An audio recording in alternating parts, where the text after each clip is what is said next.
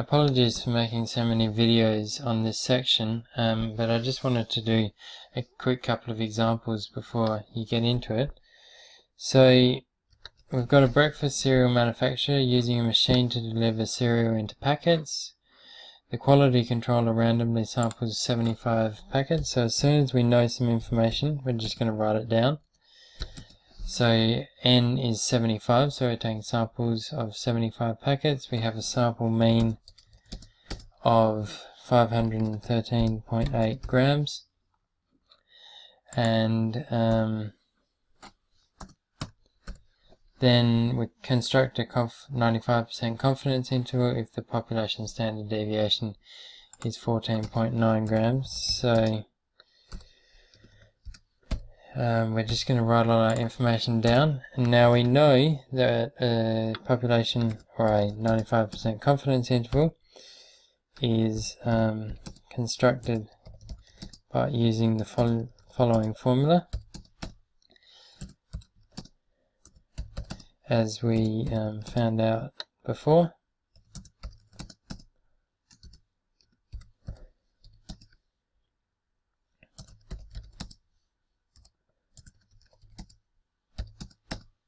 Okay, and so then it's just simply a matter of plugging the values into this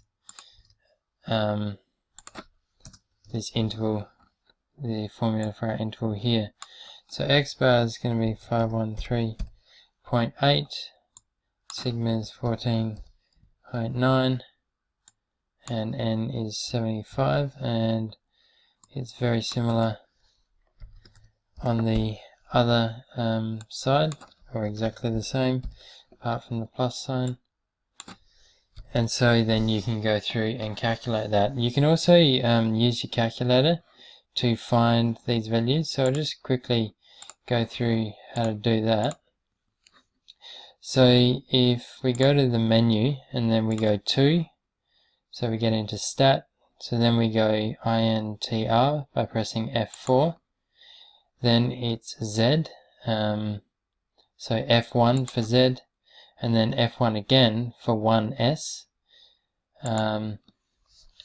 So we hit F2 for variable, so we want the variable up here. Our confidence interval is 95. Sigma is 14.9, so you can see I've already entered these values. X bar is 513.8, and N is 75, and so if we just hit execute, we get that our confidence interval is 510.43. So that's less than or equal to mu, which is less than or equal to 517.17. And so that's our 95% confidence interval. So we're 95% sure that the population mean is in between those two values. So you might just want to finish off by saying the 95% confidence interval for the true population mean is something like that, is 510.43 less than or equal to mu, which is less than or equal to 517.17.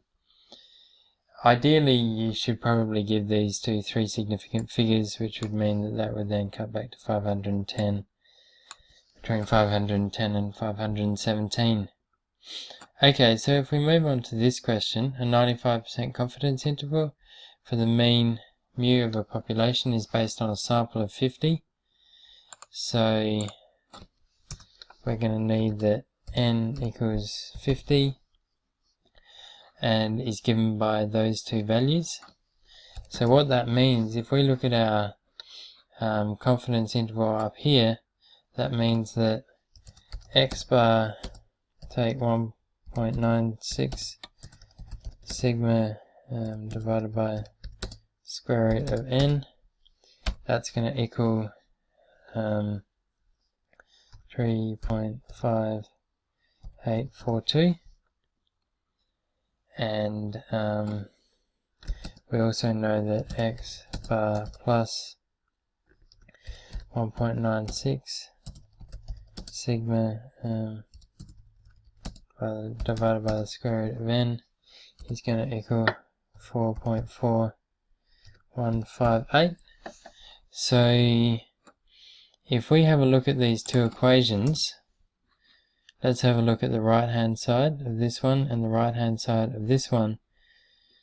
If we add those, the right hand sides, so left hand sides, adding left hand sides of both equations, where we get x bar take 1.96 sigma on root n plus x bar plus 1.96 sigma on root n. So this sort of messy area here is going to cancel out. So we're going to get that 2x bar is going to equal 3.5842 plus 4.4158, and that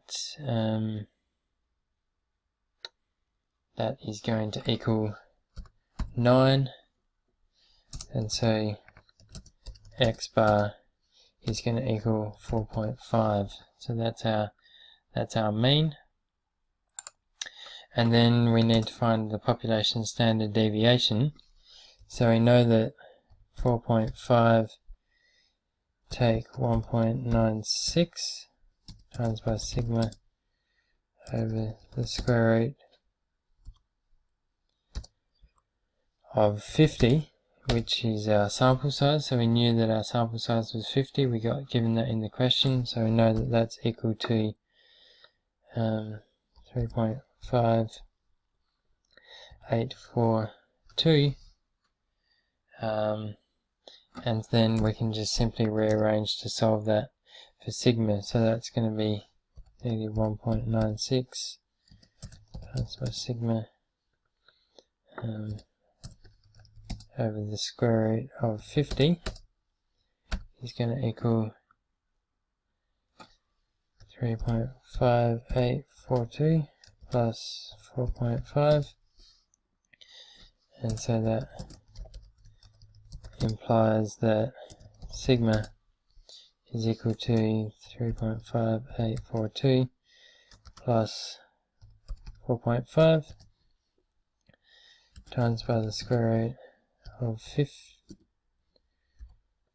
50, and then we're going to divide that by negative 1.96.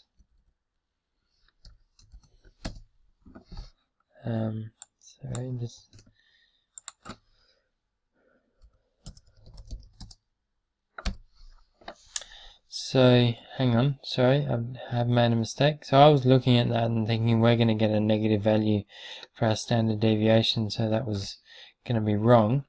So you'll see that I should have subtracted 4.5 from both sides, so that's going to be 3.5842 take 4.5, so that's going to be a negative value there, and so the two negatives are going to cancel out. I'll let you work out the value of that. Okay, so as I said before, 7i.1 questions 1, 2, 4 and 7 are ones I would like you to do in class. 6 and 3 are already done. That's what I've just done now. Okay, so yep, cool.